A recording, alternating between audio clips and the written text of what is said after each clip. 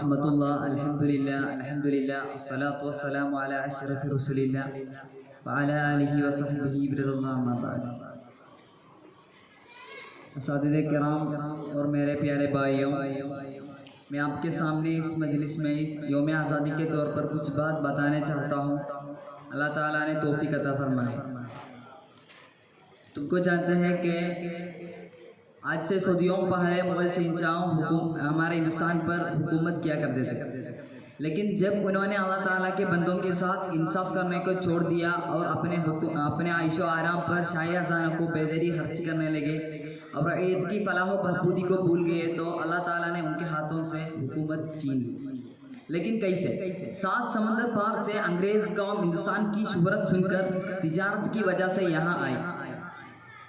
انگریز قوم بہت ہی مکار اور دھوکے باز ہوتی ہے. انہوں نے یہاں کی سادہ عوام کو دیکھ کر اندازہ کر لیا کہ اگر کسی طرح یہاں اپنی حکومت قائم ہو جائے تو مال اور دولت کی انبار لگ جائے. اس بات کو اس نے اپنے ذہن میں رکھ کر ہندوستان کی چھوٹے چھوٹے نوابوں اور راجاؤں کو آپس میں لڑانا شروع کر دیا اور دونوں فریقوں میں سے ایک کے ساتھ ہو کر مال غنیمت میں شریک بھی ہو جاتا.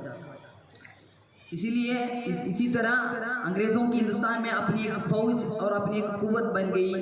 اب اس نے ہندوستان کی بعض علاقوں میں اوزار پیدا کر کے اس پر قبضہ بھی کرنا شروع کر دیا. اور اسی طرح بنگال اور میسور اور دلی کی تخت پر بھی انگریز قوم اپنی حکمرانی قائم کر لی. ہندوستان قوموں پر مظالم کی پہاڑ توڑنے لگے. ہماری کوئی مسجد اور مندر اس کے دست درازی سے محفوظ نہ رہا. انگریز قوم کے مظالم سے تنگ آ کر ہمارے ہندوستان کے ہر مسلمانوں اور ہندو اور عیسائیوں اس کے خلاف آواز اٹھانی شروع کر دیا اور اس کے خلاف ہتھیار بھی اٹھا لیا. اسی طرح ہزاروں مسلمانوں کی جانی اور مالی قربانی دینے کے بعد 1947 15 اگست کو ہمارا ہندوستان کو آزادی ملی ہے. 15 اگست کو ہم سب یوم آزادی کے طور پر مناتے ہیں. اب ہم کو دین پر آزادی سے عمل کر سکتے ہیں.